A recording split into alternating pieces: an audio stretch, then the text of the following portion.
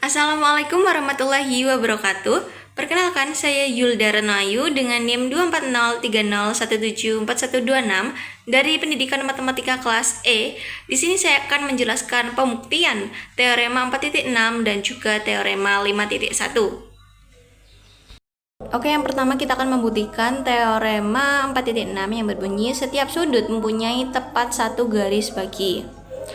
Jadi untuk membuktikan sesuatu kita harus menuliskan terlebih dahulu yang diketahui dan juga yang akan dibuktikan. Oke, yang pertama diketahui, kita akan mengambil sudut YUL dengan titik U sebagai titik sudut.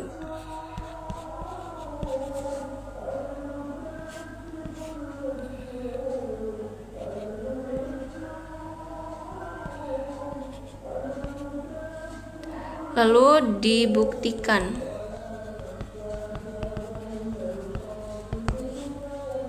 Yang pertama, sudut YUL mempunyai garis bagi.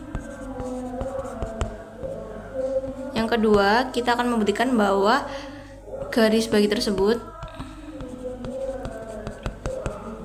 tunggal. Karena menurut teorema 4.6, setiap sudut mempunyai tepat satu. Lalu langsung saja ke bukti. Oke, yang pertama kita gambar dulu. Ini U.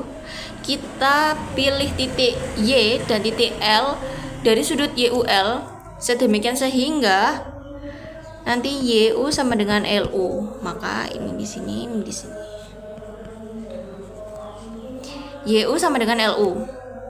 Lalu kita misalkan bahwa titik D adalah titik tengah dari YL. Titik tengah di sini, ini titik D. Kita tarik garis. Nah, karena D adalah titik tengah dari YL, maka YD kongruen dengan DL. Karena kita sudah mengetahui tiga sisi yang bersesuaian itu sama panjang, yaitu sisi YU dan juga LU, YD dengan DL, lalu DU dengan DU. Maka dapat disimpulkan menurut teorema sisi-sisi segitiga YUD kongruen dengan segitiga DUL. Ini teorema sisi-sisi. Karena akibat dari kekongruenan ini, maka sudut YUD kongruen dengan sudut DUL. YUD kongruen dengan DUL. Jadi jika YUD dengan DUL itu kongruen, maka dapat disimpulkan bahwa garis UD adalah garis bagi. Kenapa? Karena garis bagi sendiri itu adalah garis yang membagi sudut menjadi dua bagian sama besar. Nah, dua bagian sama besar itu adalah sudut YUD dengan sudut DUL. Oke, lanjut untuk yang kedua. Jadi untuk yang kedua kita misalkan besar sudut YUL itu sama dengan R, ini menurut konstruksi sudut, maka besar sudut YUD sama dengan besar sudut LUD itu setengah R atau R/2.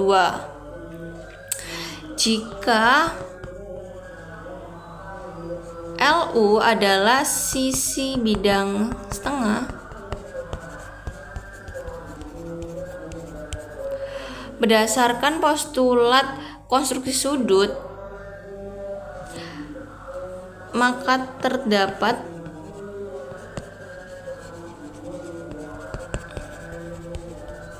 hanya satu UD, garis UD, sedemikian sehingga nanti besar sudut YUD adalah setengah R. Maka di sini terdapat kata hanya satu. Maka dapat disimpulkan bahwa UD adalah garis bagi tunggal.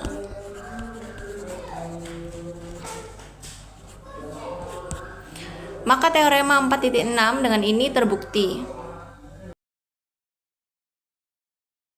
Oke, kita langsung saja tulis yang diketahui. Ada garis L elemen bidang E dan titik P elemen garis L. Jika digambarkan seperti ini.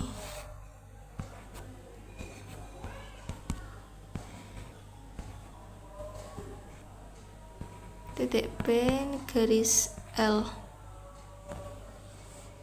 Lalu dibuktikan.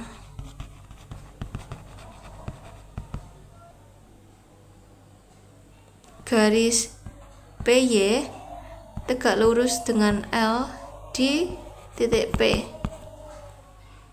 Oke, untuk bukti kita ada dua, yaitu kewujudan atau eksistensi dan ketunggalan. Untuk yang pertama, kewujudan. Nah, misalkan kita gambar dulu.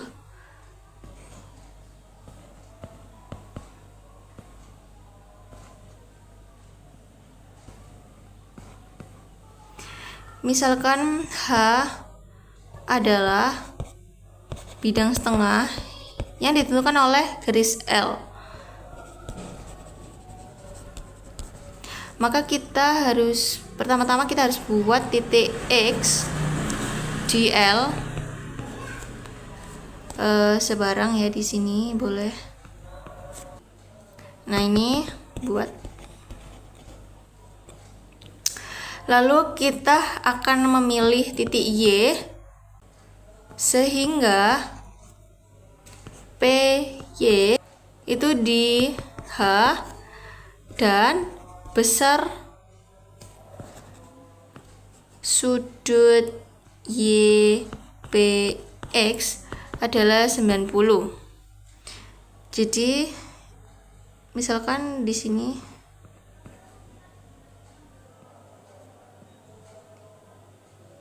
Y, maka YPX itu adalah 90.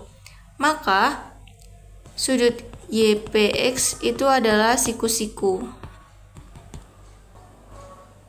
Karena YPX siku-siku, dapat disimpulkan bahwa garis PY tegak lurus dengan L di P. Jadi untuk kewujudan sudah terbukti. Lanjut ke ketunggalan. Jadi yang kedua adalah ketunggalan. Kita langsung saja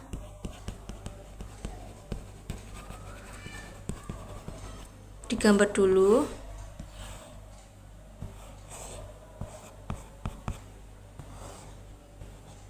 Garis L titik P. Jadi untuk ketunggalan kita akan memakai bukti tidak langsung atau memakai asumsi. Kita andaikan ada garis M dan N itu tegak lurus dengan L di P di bidang E. Jadi ini misalnya M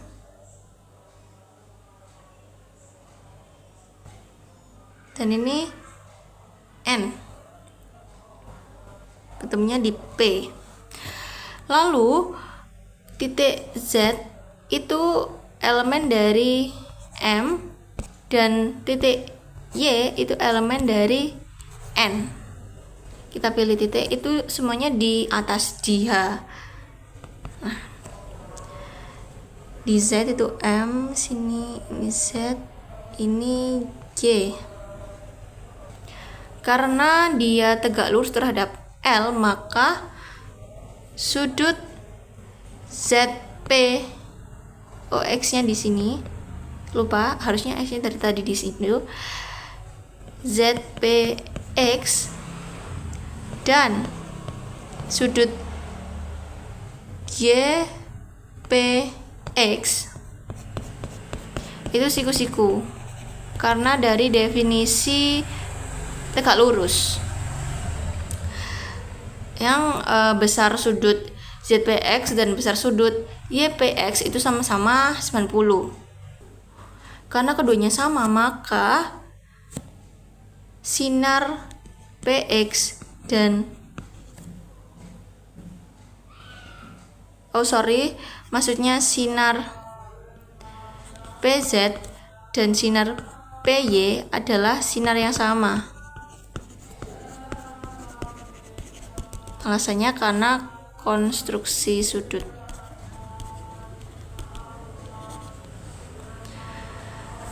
Karena kedua sinar itu adalah sinar yang sama, maka garis M dan N juga sama. Ini karena postulat yang mengatakan bahwa jika ada dua titik yang berbeda, maka dapat dibuat tepat satu garis. Jadi M dan N itu adalah sama atau tunggal gitu. Jadi untuk teorema 5.1 sudah terbukti secara kewujudan dan juga ketunggalan bahwa PY itu adalah tegak lurus terhadap L di titik P dan PY tunggal.